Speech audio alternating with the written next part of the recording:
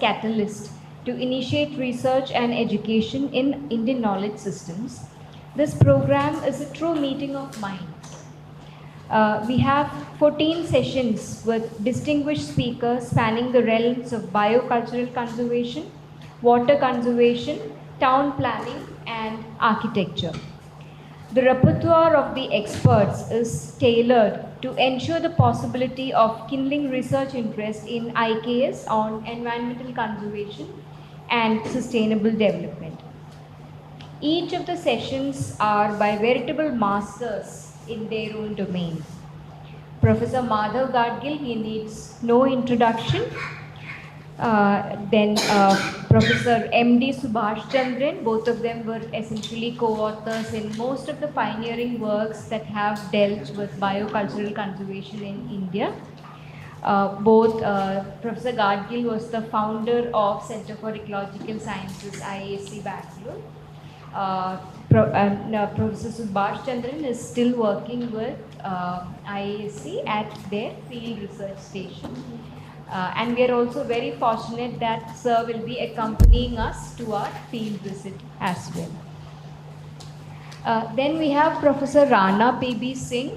He is again a pioneer in the realm of sacred geography. He has authored several books, papers.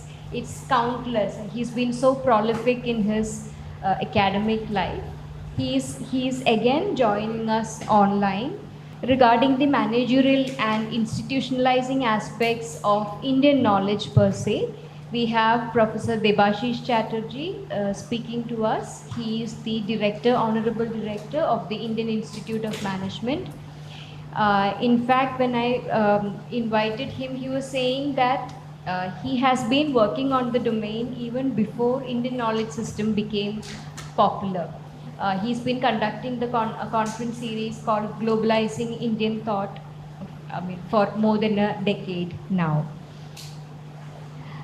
We have Professor Joyson from IIT Kharagpur, Professor A. Srivatsan from CEPT University, and Dr. Kshama Puntambekar from SPA Bhopal for the town planning aspects in sustainable development. We are so very happy to have you here, ma'am.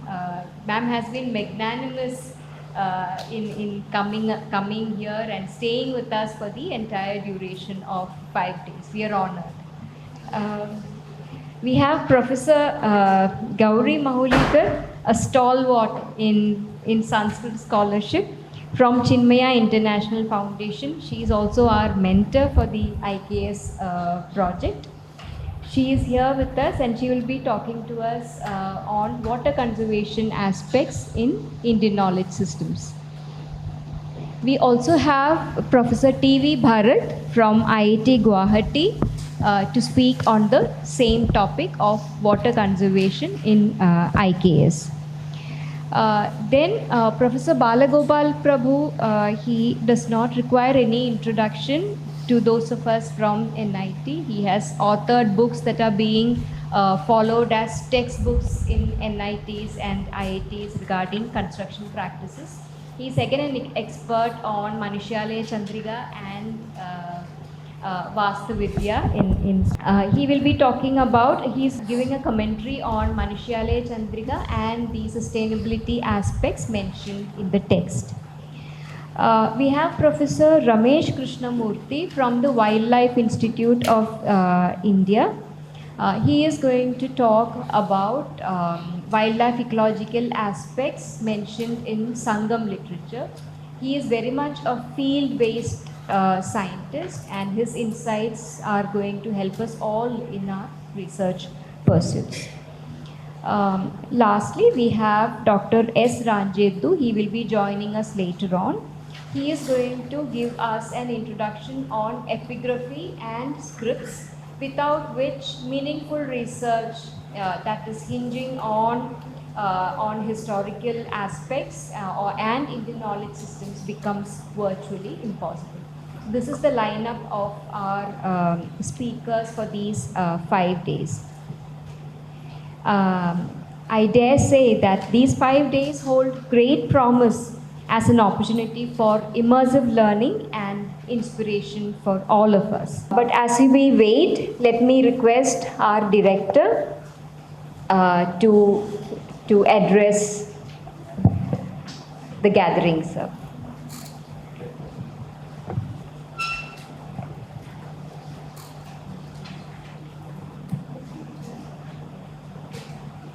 Dr. Ruchika Singh, Coordinator, Indian Knowledge System, Ministry of Education. Our resource persons, Dr. Shama and Dr. Gauri. Participants of this short-term training program on environmental conservation and sustainable development. My faculty colleagues, students, staff, ladies and gentlemen, namaste to all.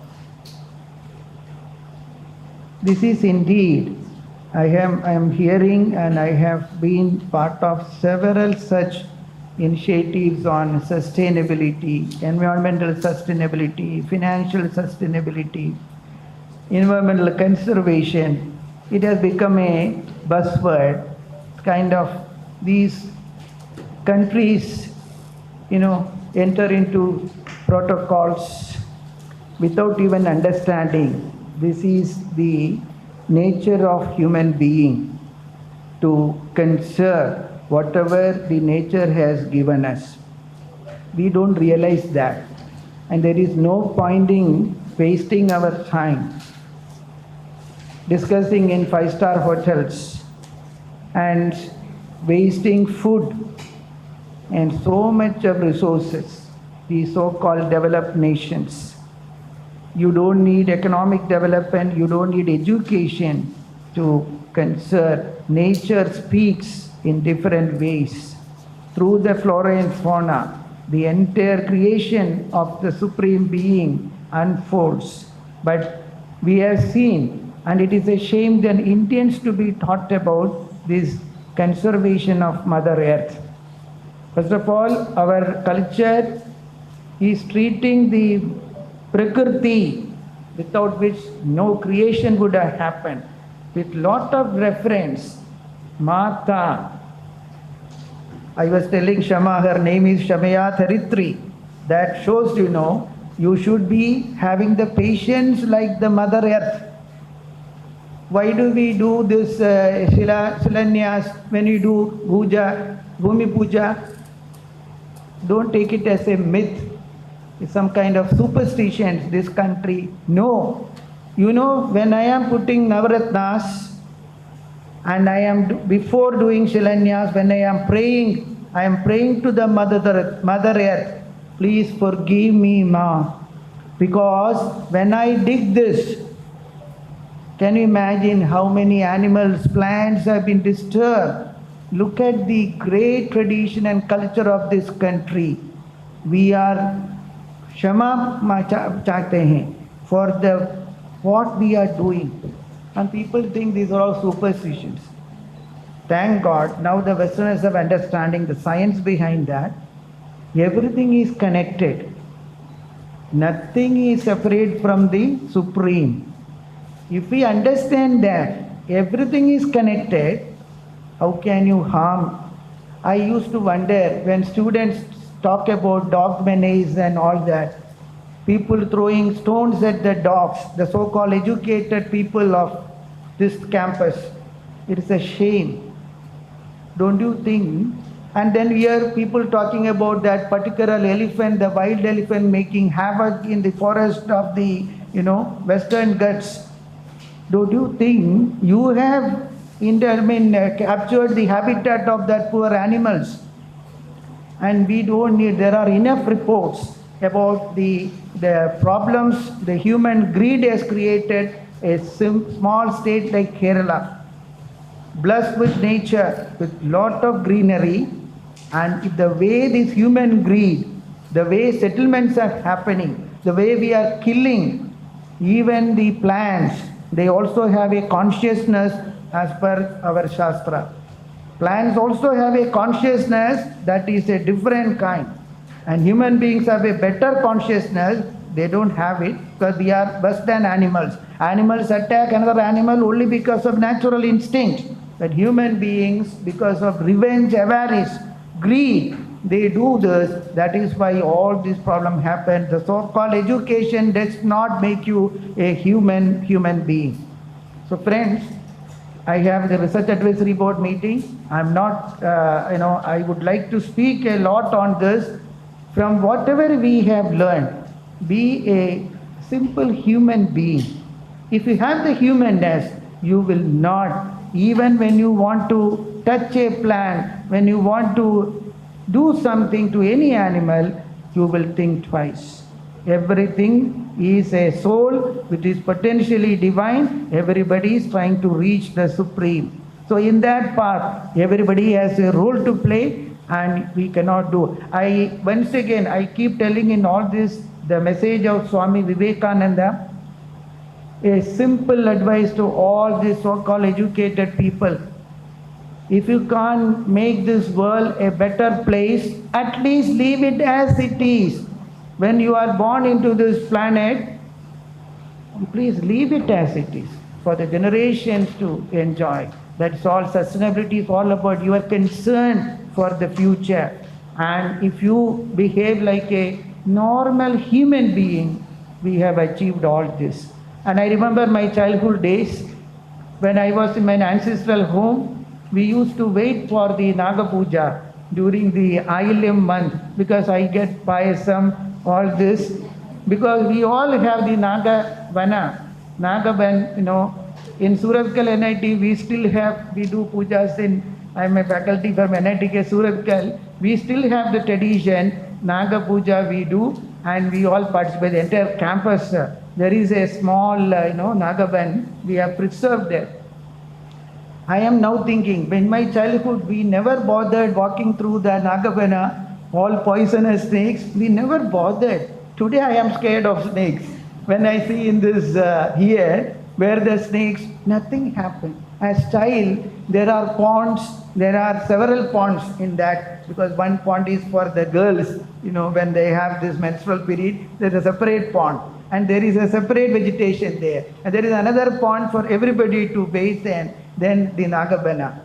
So even now it is preserved. So that is what I'm really happy.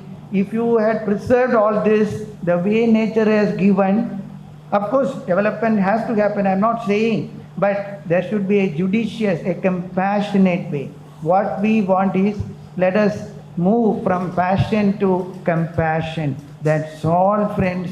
We will be taking care of this, and we have enough. Our great tradition has shown, and if we don't listen, people use the term nature punishes, nature is my enemy, is an absurd statement. Nature is only reacting to the human greed.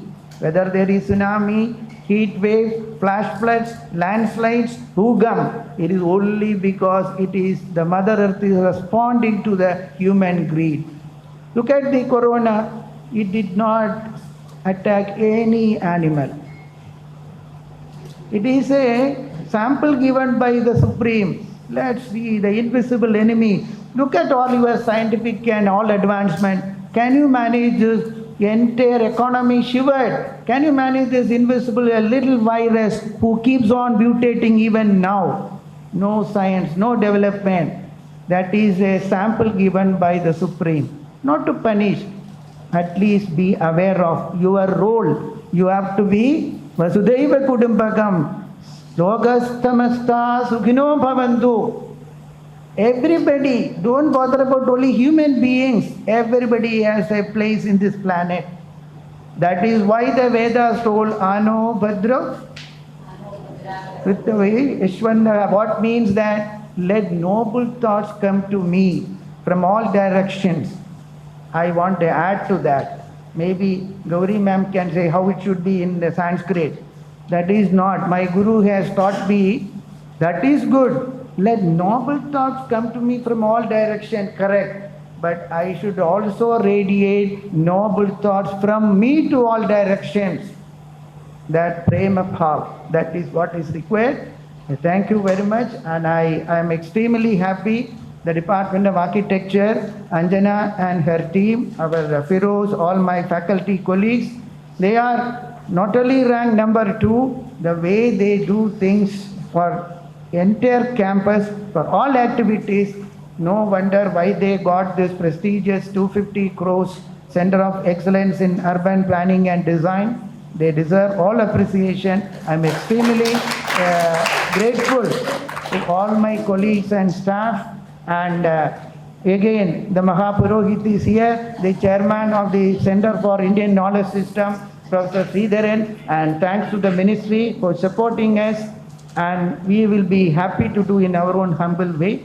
Thank you. Thanks. I am extremely happy. There are extremely highly competent resource person, and 2 of them are here, Dr. Shama and Dr. Gauri, and thanks to the ministry and thanks to all the resource person for sharing their valuable time. Jai Bharat.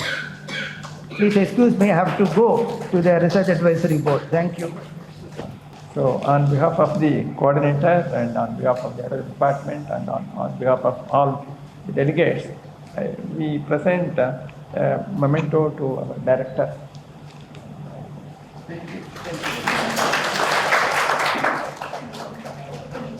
Ever humble and encouraging in his demeanor, his dedication to his mission stands unparalleled. In addition to holding the demanding position of National Coordinator for the Indian Knowledge Systems of MOE, operating from AICTE, Professor Ganti S. Murthy is a professor in Biosciences and Biomedical Engineering at the Indian Institute of Technology, Indore. He is also the founding head of the Center for Indian Scientific Knowledge Systems at IIT Indore. Previously, he was a tenured professor in Biological and Ecological Engineering Department at Oregon State University for 14 years. Professor Murthy's work broadly focuses on developing sustainable solutions for a resource-constrained world. Sustainable solutions are technically feasible, economically viable, resource sustainable, environmentally conscious, and socially acceptable. He is also the lead editor of the book Green Economy, Systems Analysis for Sustainability, sharing his knowledge and insights with a wider audience. Professor Ganti S. Murthy embodies the spirit of sustainability, bridging the gap between scientific ingenuity and real-world application. His dedication to developing and promote sustainable solutions positions him as a vital force in forging a sustainable future. I request you, sir, to address the gathering at this inaugural ceremony of IKS ECST 2024.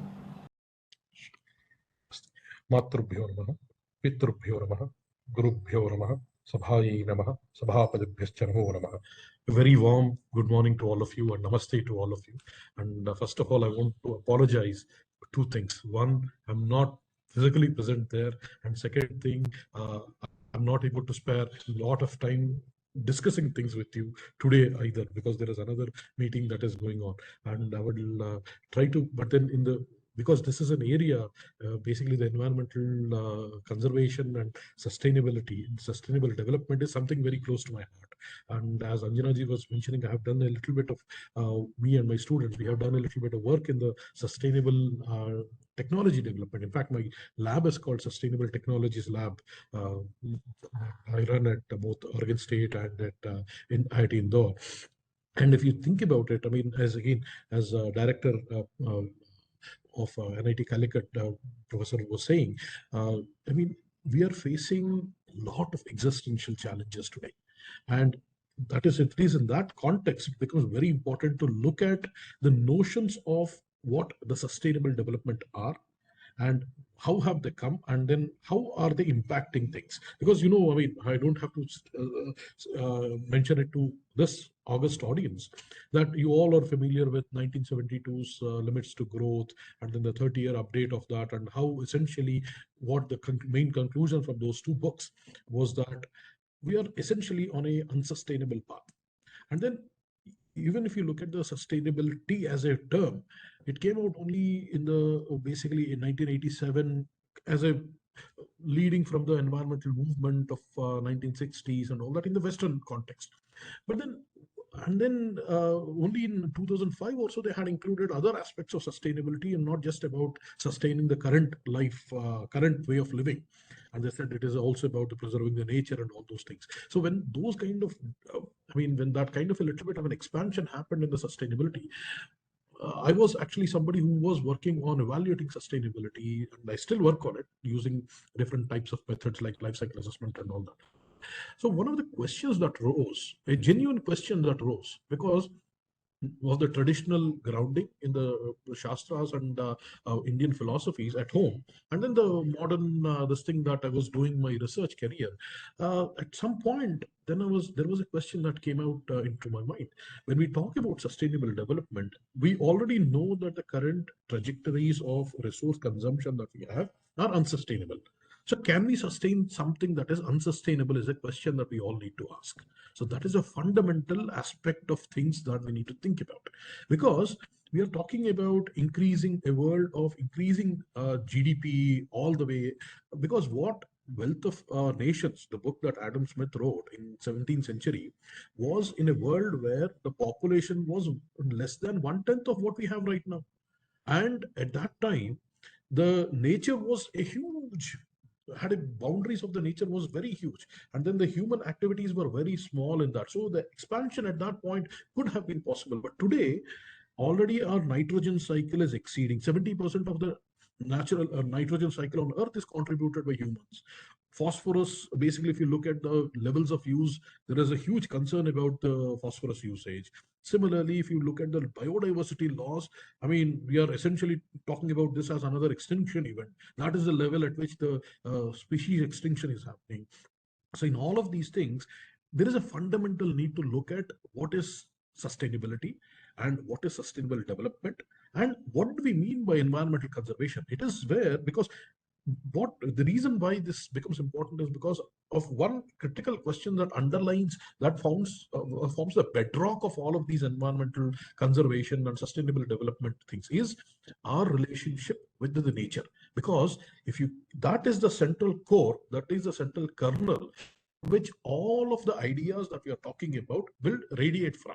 So if you think about that and then look at what is the difference between the Western perspective and the Bharatiya perspective of things, essentially it comes to two things. One thing, it is about what is the relationship between the human being and the nature. So just like so the idea is in the Western thought, which essentially has come from the Judeo-Abrahamic thought process, is that nature is there for human beings to enjoy. Essentially something to be mastered. So even if you think about it, and then the Bharatiya perspective is something that we are, as Ishavasya Upanishad begins, Ishavasya midam sarvam yatkincha jagatyam jagat tena tyaktena gunjida ma bhradak kasso siddhanam. So we are not talking about living basically in storage life. We are talking about enjoying within the limits, and then essentially looking at everything as a part of the divinity, that we are also the same divinity that Sohavasmi, as we say, that is the same thing, that divinity that is there in everything is also in me. And that way, we want to have that kind of a compassionate and this thing. And when we look at nature, conserving nature, or looking at those things, it is not something to do something for everybody else, as in Chando, as in the conversation of this thing, or Maitri and Yajnavalkya, that happens there, right? And what does he say? He says, from the Adhyatmika point of view, Yajnavalkya says, we all do all of this because we see a reflection of the self in everything else. So it says, right, Navare sarvasvam kamaya sarvam priyam भवत्यात्मनस्तु कामाय सर्वं प्रियं भवत्यात्मना वा अरे द्रष्टव्य श्रोतव्यो मंतव्यो निध्यासितव्य. This is from the Brihadaranyaka Upanishad, the conversation between Yajnavalkya and Maitri. So essentially, if we can come with that kind of a fundamental thought, that is at the kernel of this. If that approaches, then the approach will be very different. The approach to economics will be very different, because then we are talking about the happiness of the self versus a consumption-based economy, and all of those things flow from there. Then we need to think about what kind of models do we have, essentially. Is the model that we are proposing in the Bharatiya model, are they more sustainable? Again, because they come from a fundamentally different kernel of thought. They inherently are sustainable, they inherently are environmentally basically protective in nature, or reduce the overexploitation. All of those things flow from that point of view. So now that is at the philosophical level. So that is essentially at the Adhyatmika point of view. But I'm going to talk about it from the other 2 points as well. One is the Adi Bhautika and the Adi Daivika. So because whenever we look at anything, the Bharatiya framework is to look at the 4 Purusharthas and then the 3 levels of reality. So we are going to talk about I'm not going to talk about the moksha, which is the 4th Purushartha.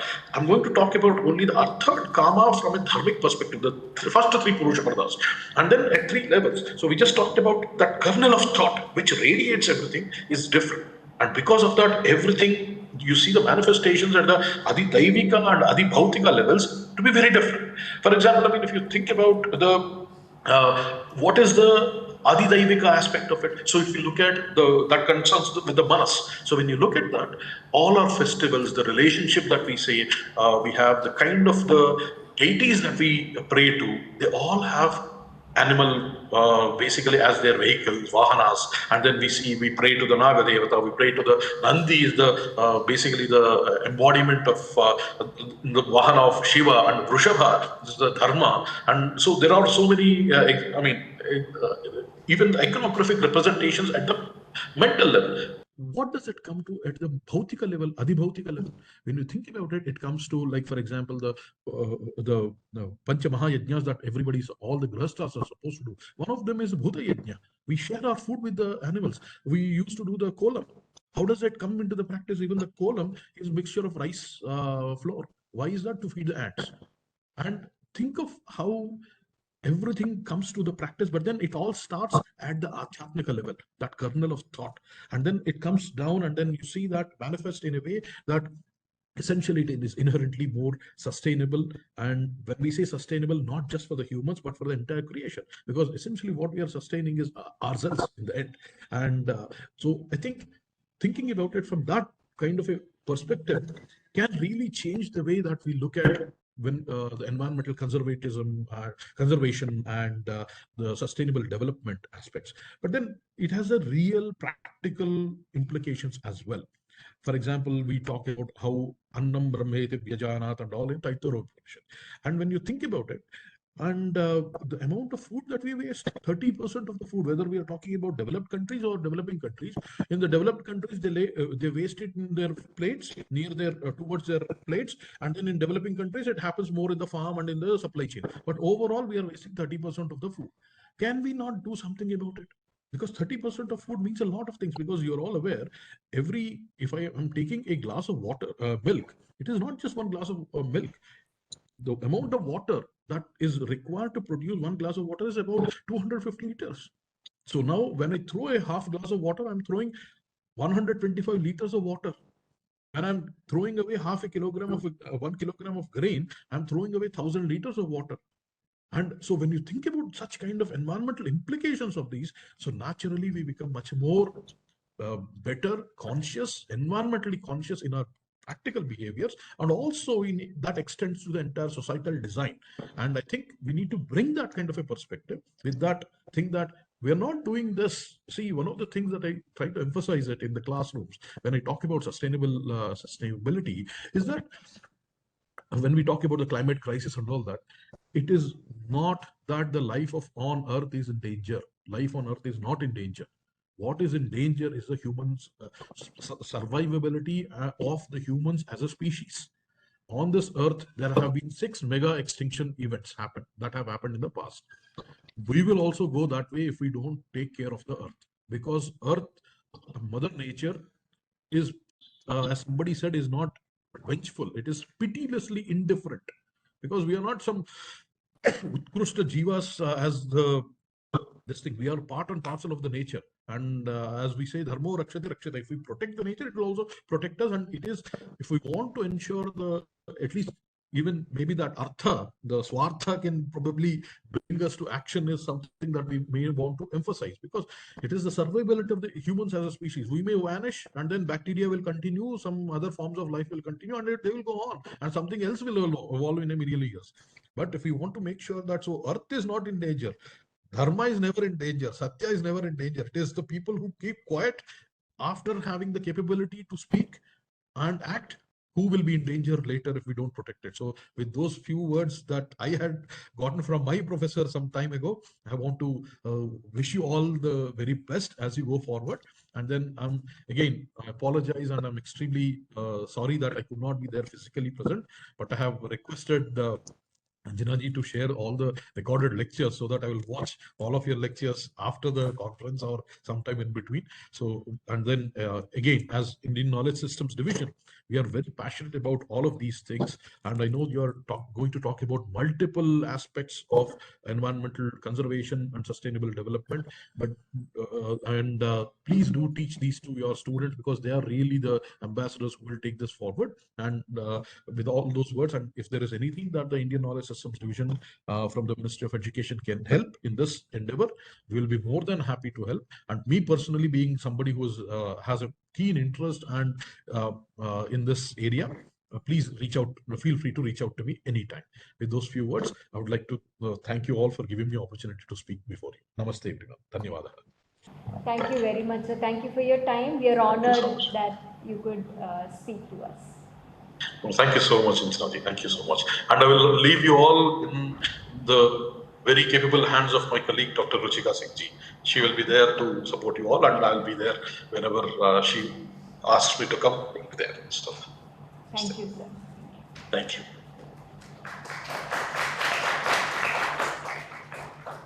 Now, may I request our chairperson of Center for Indian Knowledge Systems, NIT Calicut, to present a report of our activities. Bhagyanathan Anjana Shalakiya Chakshur Unmilitam Yena Tasmai Shri Gurave Namaha. Respected dignitaries who are not physically present, but they are available now, and respected director who was here and who is now in the downstairs with the research advisory board, and faculty members, then dear participants of this program, and above all, respected and dear Gauri ma'am, and ladies and gentlemen. So namaste to all of you. I was just telling Anjana madam that in the Srimad Bhagavatam, the 11th canto, there is a discussion that is between Lord Krishna and his close friend Uddhava. So just as Lord Krishna instructed Arjuna to get ready for fighting the war, Uddhava is requesting Lord Krishna to advise him. That is, the time has come when Lord Krishna has to go back. And at that time, Uddhava pleads Lord Krishna that please take me also with you. Then Lord Krishna says, no, you have to be here and you have to go to Badrikashrama and then engage in meditation. Then Uddhava says, no, how can I go? How can I leave my family and then go? Then at that time, Lord Krishna gives instructions to Uddhava. This is known as Uddhava Gita. So in that, Lord Krishna is quoting one episode which has happened in the past. There was a king Yadu, and this king Yadu, when he was going in his chariot, he sees one Avaduta who is in a very happy mood, who is very joyful person. Then he is asking this Avaduta, how is it that you are very happy? Then the Avaduta says that I have learned lessons from 24 persons. Some are not even human beings. Some are even creatures also. And I just had purchased this book, 24 Lessons Learned, from ISKCON bookstore in Bangalore. Then today morning I had IKS class, wherein I had to speak about Vedas, etc. and same Ishavasya Upanishad sloka I had said. Then I was thinking, next class is on philosophical systems. Then at that time I thought I will expose my students to this topic. Here, the first guru, he says earth. Earth is the first guru. That is, the Panchabhutas are the gurus. And Gauri ma'am will be able to correct the Sanskrit because it's in English actually. Tat vidvan na chalen margadan vashikam kshetrai vartam. It's in English actually, so I'm not able to read it in Sanskrit. So here, as our director said, and also Professor Ganti, Murthy also said, about the significance of Mother Earth is highlighted here. And the commentator has written, as the director was telling, Mother Earth gives us everything. Not a moment goes by without us enjoying the many things she has worked hard to help produce. In spite of the stiff efforts required, she pampers us with many gifts. Mother Earth is undoubtedly the personification of forbearance. Chama, that's what Doctor was telling. Mother of forbearance. Agriculture, food and beverage, telecommunications, jewelry, oil and gas, technology, transportation, and pretty much every industry in the market is based on resources given by her as the central commodity. We must remember that we play no part in helping her in the creation and sustenance of these resources. She never objects to our activities in any manner. Mother Earth stands a mute witness to the many atrocities being committed against her. She experiences drought, famine, disease, wars, massive excavations, and many other phenomena daily. Like that it is described. So, the lesson for us is he says that give a moment's thought to how we treat her before we stamp her again. Spit on her, litter over her, or do anything that pains her. Actually, in many of us have the morning when we get up, before we put our foot on the ground, we chant some sloka. Yes, that is Parvatastana Mandale. Yeah, Samudra Vasane Devi, Parvatastana Mandale, Vishnu Patnim Namastubhyam, Padastasvan Chamasvame. So that is actually the given respect, and that has been. It is not only a what you can say, a ceremonial thing to chant, but you have to put it into action in our daily activities. So, it says, the next time you see holes dug, tunnels made or roads laid, spare a thought for the plight that poor Mother Earth has to endure, all for making our life a little more comfortable. That's what it says. So, that you have to ask question to that Avaduta, and Avaduta replies, and like that it goes actually. Then after earth, he is talking about the air, then space, then water, and then fire. These 5 Panchabhutas. He describes about that. Then the list goes, the moon, sun, the pigeon. He has learned something from pigeon also. Like that it goes. Python, ocean, moth, honeybee, etc. It goes. So very good lesson, instructions given. And these are all there in our Indian knowledge system. And the same, the sustainability and environmental conservation aspects, you take Puranas or even before Vedas, all are containing lot of materials on this conservation. That's what that was telling, that as a Bharatiya, as an Indian nation, as a citizen of this country, we are exposed knowingly or unknowingly to the several nice aspects of this conservation. Only thing is we need to put it into action. That is what is very, very important. No, I will just present briefly about our activities. I have structured the presentation. So this I have taken from Professor Mahadevan's textbook, Nahi Jnanena Sadasham Pavitra Mihavidyate. So there is nothing as purifying as knowledge, and this whole 5 days program helps us to get knowledge on this energy conservation and this our conservation and sustainability. I made it on this items, mission and vision.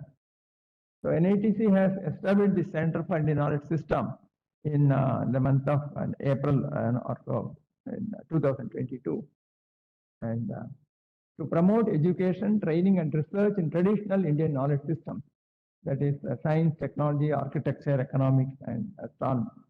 And we have a mission statement that is to enable students, faculty, and staff to engage in education and research on Indian knowledge systems for developing appropriate technologies for practices and products for sustainable growth.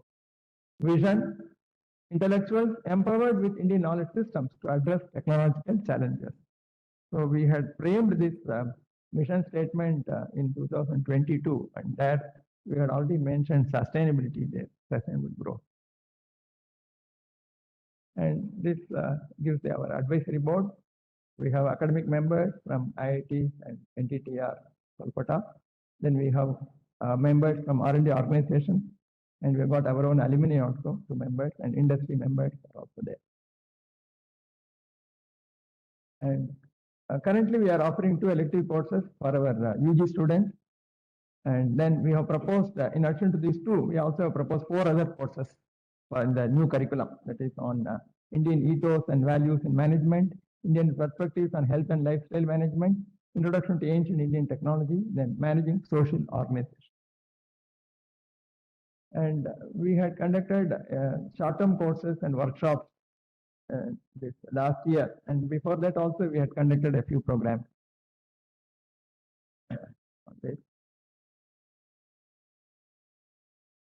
And last May, we conducted this conference, Swadeshi Science Congress, and the focal theme was holistic approach for a sustainable lifestyle, perspective from Indian knowledge system. As the doctor was mentioning, everywhere the sustainable word is coming up. It was a very good conference, and we had very interesting papers. Then we have MOU with Chanakya University, Bengaluru, for offering a few of our courses. Then we also have an MOU with Central Sanskrit University. And in fact, we have a NIT Calicut Center for Non-Formal Sanskrit Education. And through that NFSC Center, we offer 2 programs. One is certificate program, level 1, and another is diploma program, level 2 in Sanskrit. Student achievement, and we have our student Adira here, and she had done an internship, IKS internship in 2022, and on the project assessing the cultural dimensions in the sustainable built environment, development of a framework based on Indian knowledge systems with specific reference to residential architecture. She is very enthusiastic in sustainability in Indian architecture. Then this is a project on which this FDP is being organized. It is IKS Center project sanctioned by the IKS Division, Ministry of Education. And the title of the project is Indian Knowledge Systems Approach to Deep Ecology, Integrating Sacred Geography and Sustainability. These are all members. And one of our research scholars has got this postdoctoral fellowship awarded by the Indian Council of Social Science Research. And her research theme is Role of Indian Knowledge System in National Education Policy 2020 and Sustainable Development Goals. So, how we are able to incorporate Indian knowledge system in realization of Sustainable Development Goals. That is the topic. Just started very recently. Then we have 2 clubs functioning under this center. One is Vivekananda Study Circle, and another is Science and Spirituality Club. In fact, the Science and Spirituality Club had recently conducted 1-day program on Gita Jayanti, and students had really demonstrated the various episodes in Gita. And activities were project planned, and we have several things planned. Enable faculty and students to pursue multidisciplinary research on IKS at undergraduate, postgraduate, and PhD level. And we are also working on establishing an Indian Heritage Museum. And we have a full collection of few books in the library, and we want to enrich that and establish a separate section on IKS literature. And also we have a plan to have a children's section in the library dealing with our literature on IKS. It is better to start from the childhood. Then we also have a proposal to establish a facility for research on cow products, that is FRCP. And FRCP can be used to undertake projects supported by the Department of Science and Technology on scientific utilization through research augmentation, frame products from indigenous cows. Sutra PIC, that's what is the title of the program. Then other certificate programs on the following topics: Indian contributions to science, technology and management, Indian architecture, Indian arts, political science and Arthashastra, Indian culture and tradition, Indian classical literature. Then disseminate knowledge and training on IKS among the teachers and students in the Engineering College of Kerala. This is FDP is one such program. Conduct research studies on development of chemicals from Indian herbal plants for medicinal or therapeutic applications. Our bioscience engineering department faculty are engaged in research. Develop technologies for practices or materials based on IKS. Contribution society. Develop monograms for textbooks on IKS. Conduct workshops on Indian mathematics and Indian contributions to mathematics. Conduct national and international conferences, seminars, webinars on IKS.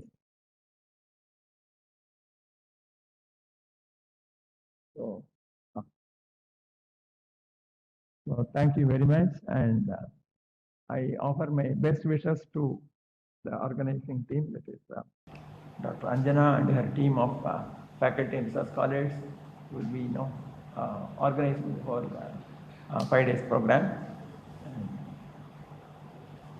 Any points of discussion, I am open.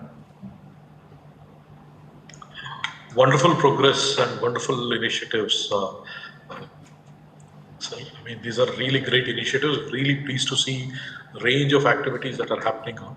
And I just wanted to, I was leaving, but then I wanted to visit and wait and see until this, how the progress in this sector is the way that you're trying to do.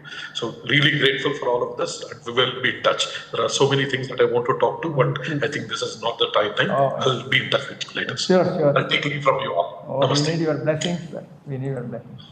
Namaste. You will have my support, sir. We'll walk together on this. Namaste. Thank you. Thank you so much, sir, for your consolidated report presentation. So next, we have a session delivered by Dr. Ruchika Singh. She is the coordinator of IKS division under the AICTE Ministry of Education. Welcome, ma'am. Dr. Ruchika Singh completed her higher education from Jawaharlal Nehru University. She is Assistant Professor of Geography in University of Allahabad, and currently she is associated with the Indian Knowledge Systems Division under the Ministry of Education, Government of India. She has also served for 5 years in DDU Gorakhpur University as an Assistant Professor. She is the Project Director of a major project funded by ICSSR IMPRESS on National Food Security. She has specialization in the fields of social and cultural geography, regional economics and development, and she has also been associated with NCRT with the project of National Achievement Survey. She is a scholar who has published several research papers and participated in multiple national and international conferences and workshops. It's my privilege to welcome you, ma'am, to deliver your session. So I'm extremely sorry that I'm not able to present there physically, though I promised initially, but due to some of the prior engagements, I couldn't make it. But now I'll directly come to the title of my talk today. I will be dealing the talk from the perspective of the development at first. So, rather starting with the Indian knowledge system, I would like to take everybody to understand that how this trajectory of development is being drawn nowadays and what's happening So, when in my class, I generally ask my students of masters, so what is development? And in my class, my students, they just answer basically a spectrum of answer they have.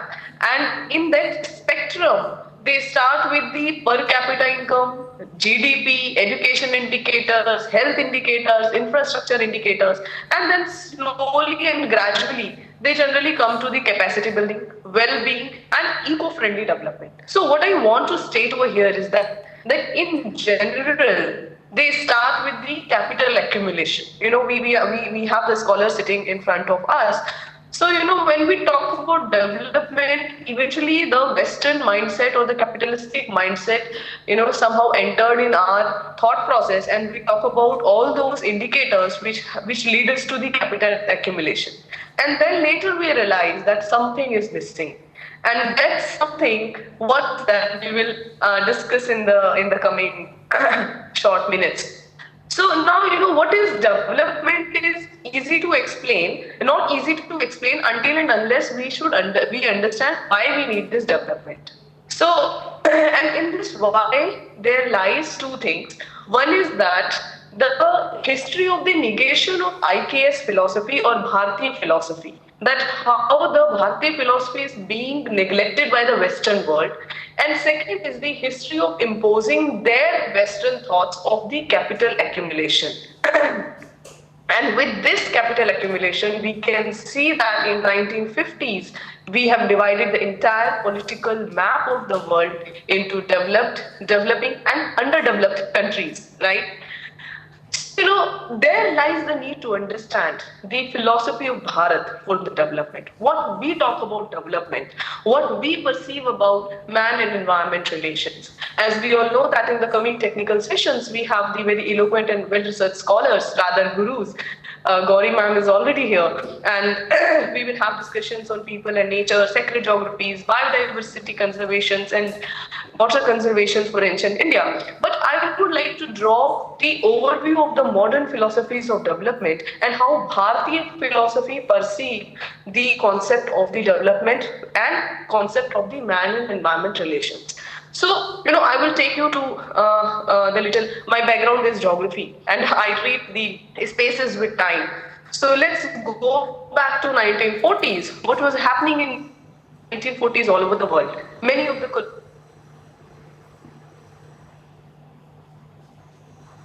getting freedom. So when we start with 1940s, this is the time period when most of the nations which were colonized were getting independent. And now begins the era of neo-colonialism, because colonialism is a direct control and neo-colonialism is maintaining the same oppressive system but under the guise of the economic and cultural dominance. And so in 1940s, here comes the UN, importance of UN, United Nations, when it comes up with the 4 keys of development, that if all the countries which are getting independence, which are developing, which are underdeveloped countries, because they have mentioned these terms, so they should follow the 4 keys. One is the open economy. You open your economy for the Western world, for the capitalist world, for the trade and all. Second is promote industrialization and urbanization. That means without promoting industries, without opening up the new urban centers, you cannot dream of the development. And India's idea was that lies with the village, that lies with the rural area. Rather, the UN decides to lead us to the urbanization and lead development through that perspective. And third is the social structure, modern social structure and progressive mindsets. Because they perceive the colonies, they perceive the underdeveloped countries or developing countries that they are not very progressive in mindset. So these 4 keys UN has given. But now I would like to lead you that in 1960s, what happened after these 4 keys? When we have seen the Alberto Hirschman, German scholar, Mridal, Swedish scholar, Friedman, US scholar, they all talk about the core periphery relations. What is a core? Core is a center. And what they talk about that, we have to grow the center first. We have to grow the core first. We have to develop the core first. And then the development will trickle down, or the development will have its own backwash effect, right? and the periphery will eventually develop. That means all these models from the Western perspective, they talk about developing the center or core first, and then we can see that how the major cities in the world having the issues of influx of migration, pollution, over congestion, and all those, because every resource, every person is being attracted towards the core, and we neglected the peripheries, we neglected the margins, we neglected the rural areas. So the keys, the four keys, how they dictated the world and what has happened.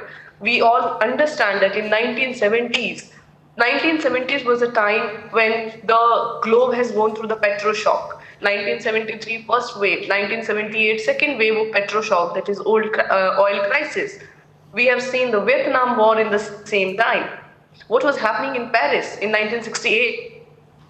Students' revolution. What was happening in China? Proletariat movement. Proletariat was a lower class and bourgeois was the classes of rich. There was a movement, whole movement over there, because there is a tension between the core and periphery. The tension between the haves and have-nots were happening because of that four keys, because of that model of the capital accumulation generate for the development. And in between that, ILO, Indian Labour Organization, it came up in 1969 and 70, and they said we should have the World Employment Program.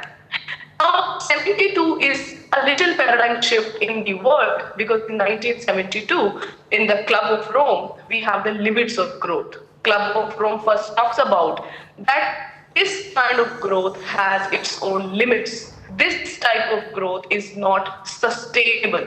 We need to search for the global equilibrium. That means in 1972, the world realized that we are searching for the model output that represent a world system that is sustainable. That means they understood that the way they are going is not sustainable. They are searching for a model that is sustainable. And definitely we have just listened to Ganti Murthy ji and our director and chairperson, that how Indian philosophy, Bharatiya philosophy, they respect nature, they care for nature. And after 1972, why I said that this is a paradigm kind of shift, that after 1972, we have all the conferences, all the declarations which talk about somehow the another way of development. I take you to a few. The Stockholm Conference, 1972.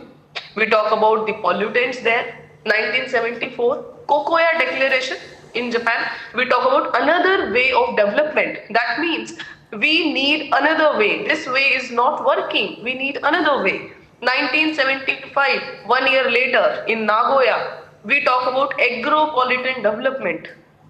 In 1982, we talk about coastal environment and marine ecosystem. That means now we are coming to the coastal ecosystem, the marine ecosystem and all. And in 1980s, IUCN come into picture. What is IUCN? International Union for the Conservation of Nature. That means from 1940s to 1980s, now we are talking about conservation of nature. We have reached to a stage where we need to think about that we need to conserve our nature. That is, that because of the over accumulation of capital or over exploitation of natural resources is being degraded. And you see, after 1980s, you take any country of the world, you will see all the declarations, all the commissions, all the talks, all the conferences on conservation of the nature. In 1982, UN Charter of Nature comes. Then 1987 is very important because it talks about our common future. The World Commission on Environment and Development, and it releases a report, Our Common Future. What does it mean? Hamara common future, our common future. And it has two concepts. One is the concept of need, another is the concept of limitation. Our common future in 1987, they gave to the world, and India already had given Vasudhaiva Kutumbakam way back. So, 1987, they thought that, whosoever living, whether one person is living in USA or one is living in India or one is living in Sri Lanka, we share the common future. and we should work to make it better. As our director sir were also mentioning about the Naga Puja, Vriksha Puja, Nandi Puja, sacred water bodies and worshipping water bodies and all. And here comes 1991. IUCN in 1980s to 1991, IUCN talks about caring the earth. We now from conservation, we come to the caring of the earth and respect and love to life. So 1991, the Western world realized that without caring and without giving respect to the life, we cannot move ahead towards the sustainability. And then comes a very important year in the history, that is 1992, where the Earth Summit happens in Rio de Janeiro. And this Earth Summit, this is very important year because in this Earth Summit, we discuss about the biological diversity, we discuss about the forest management, and also the climate change. So this Earth Summit, what it leads to, how it comes up, because of that mindset of capital accumulation, growing the core of the bigger size, neglecting the peripheries, neglecting the nature, exploitation of all kind of resources, we come to 1992 where we need to have the Earth Summit. And in between 1992 to 2015, many meetings, many declarations happened, and all of them mostly, they try to explain the human relationship with the nature. And then comes 2015, when we have a summit in New York, and we declare the 17 goals, which talks about, which we refer to as a sustainable development goals. I will not take you all to deeper into those because they're very much available on the website, but my purpose is to just give an overview, because our students, they at times says ki okay ma'am, Indian hamara bharatiya darshan hai, but we cannot just neglect the thoughts of the Western world about the development and all. No, the philosophy of the West, it is also slowly and gradually coming and learning from the merging towards the Indian philosophy, that we need to care our earth, we need to love our earth, we need to care for the life, love for the life. And we were not needing all this if we would have followed the Bharatiya darshan or Indian philosophy towards the nature. So as Ghanti ji has already mentioned one thing that is very interesting, that if we are on the trajectory which is unsustainable itself, so how can we expect to to get a sustainable development by following the same trajectory? And here comes the importance of the Bharatiya perspective, how we perceive the man and environment relationship. And I would like to mention one shloka from the Prithvi Sukta of Atharva Veda. Agni Vasa Prithviya Sittagyu Sitva Shimatam Sanshitama Kranotu. What does it mean? It means that we are saying that, oh earth, please give us excellence and glory. Please give us excellence and glory. and oh earth, earth is a place where the fire lies, Agni, and Urja, that means energy. So we are asking from the mother of fire and mother of energy, Agni and Urja, please give us the excellence and glory. Please underline this give to my young scholars. We are asking to the earth, give us. We are not exploiting the earth. We are not just snatching whatever resources it has. Another sukta, what it talks about, Udirana utasina tishtanta prakramantah padbhayam dakshin suabhyam ma vyatishmahi bhumayam. Oh earth, in our daily life, whether standing, whether we are sitting, whether we are walking, our conduct should be such that you do not face any problem or any trouble. These two are from the Prithvi Sukta.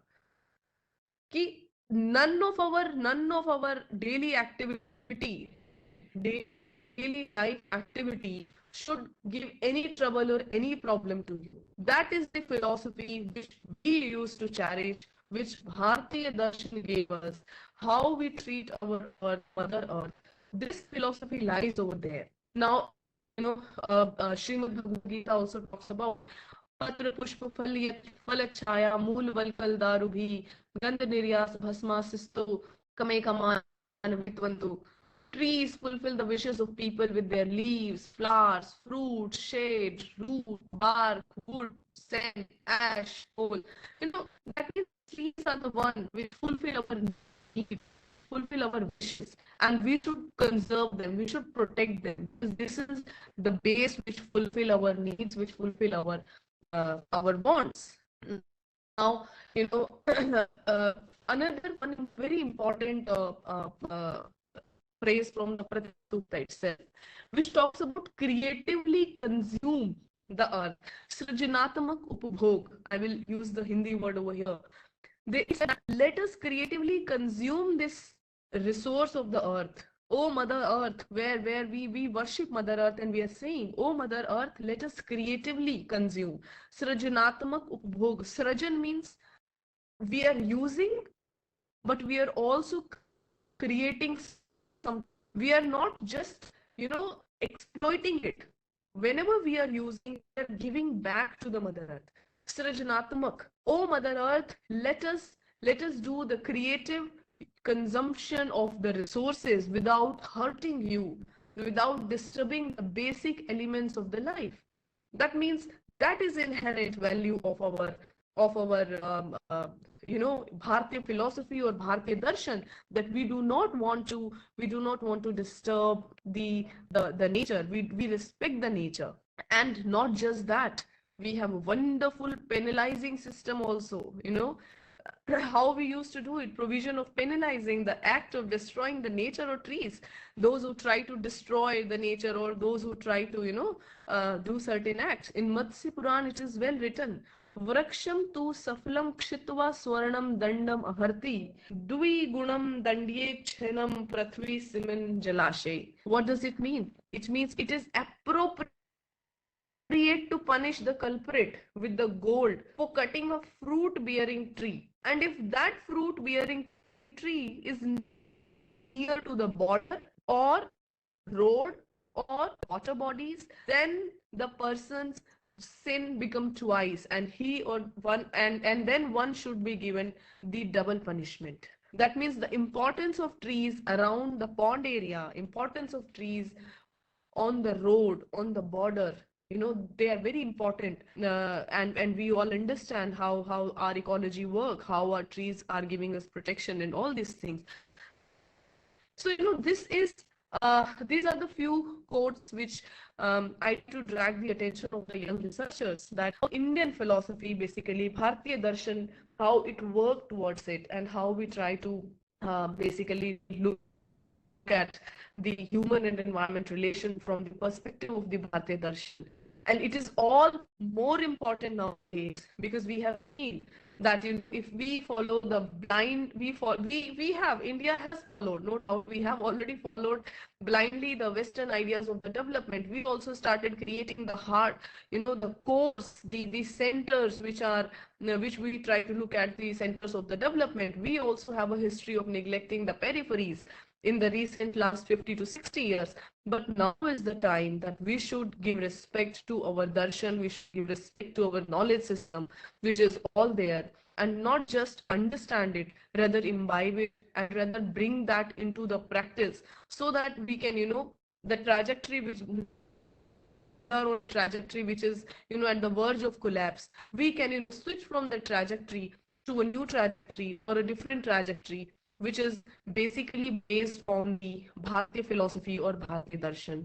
So here I would like to stop myself, and I'm very thankful to the Anjana ji and the team to give me time and opportunity to speak. And I'm sure that with this session, the young scholars and obviously we also will get much benefited, and we will understand that how Bharatiya darshan, Bharatiya philosophy, Indian knowledge is very much important in conserving the biodiversity, because the need of biodiversity conservation itself is because we are on the wrong trajectory, and only our darshan, Bharatiya darshan, can really save the Mother Earth or Mother Nature.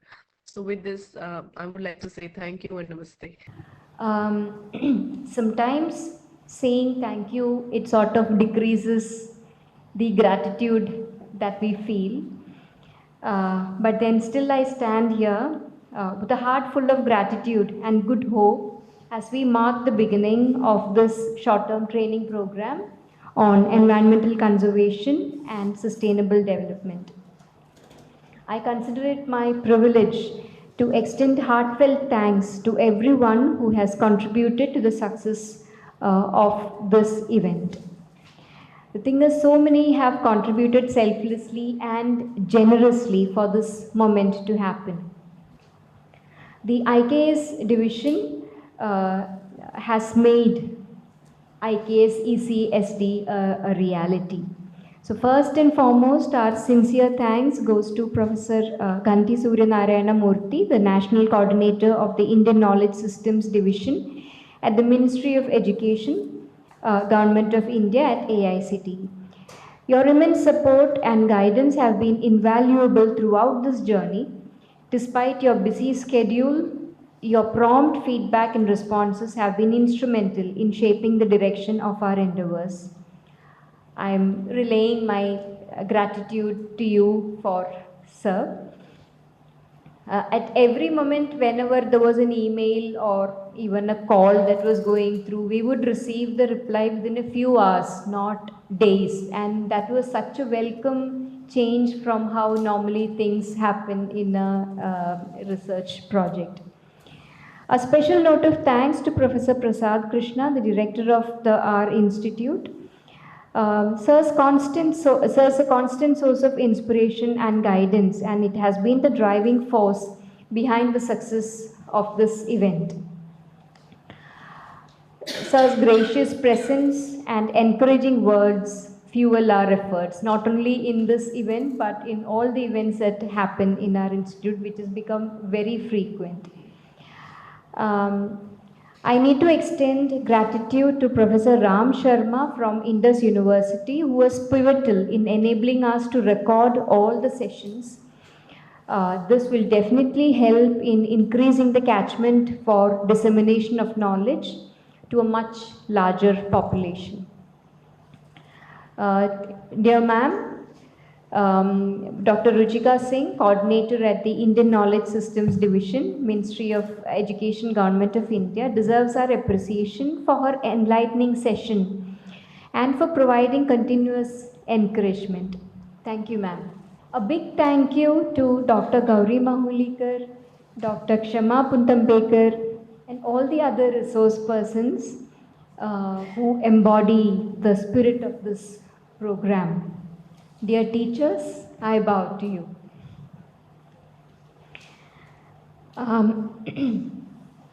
We express our gratitude, though it feels very unnatural to say thank you to Professor Sridharan because he is our mentor, our guiding force, the chairperson of the Center for Indian Knowledge Systems at National Institute of Technology Calicut. His wisdom and precious guidance helps us through with any endeavor that we have taken up. The way Sir works tirelessly towards the IKS mission, it inspires us all. I would like to extend my gratitude to the Dean RNC and the team for the very timely and efficient help and support that has ensured a very smooth conduct of this program. Dr. Mohammad Firoz, the head of the Department of Architecture and Planning, deserves our thanks for his leadership and support. To all the senior faculty members of the department, we are following your footsteps. And if anything good is happening, it is purely because of the example that the senior members, faculty members have set for us. A heartfelt thanks to all my colleagues, more than colleagues, they are my friends and then colleagues. And the energy and positivity that I imbibe from every faculty here, it is invaluable, without which it won't be possible to function at especially long hours, day after day. It would have been impossible without the positivity that surrounds the department. And then I've been very lucky to have a team of students who've been with me RAs, research assistants of the IKS project. It would have been impossible without them. I have to mention Anusha, Kirtana, Nivedita, Chitralekha and Anjita. Thank you. It's been possible with you. I also need to mention Gauri. She's here. She's an alumnus. And she's been in charge of creating the beautiful portraits that we all feel so proud in giving to all our speakers. Without the non-teaching staff, again, there are so many things that none of us have any idea about, which happens without our knowledge. My big thank you to all the non-teaching staff for your behind-the-scenes efforts. It is the collective effort of each person present here for your active participation, contributions, and support that will mark the success of this STTP.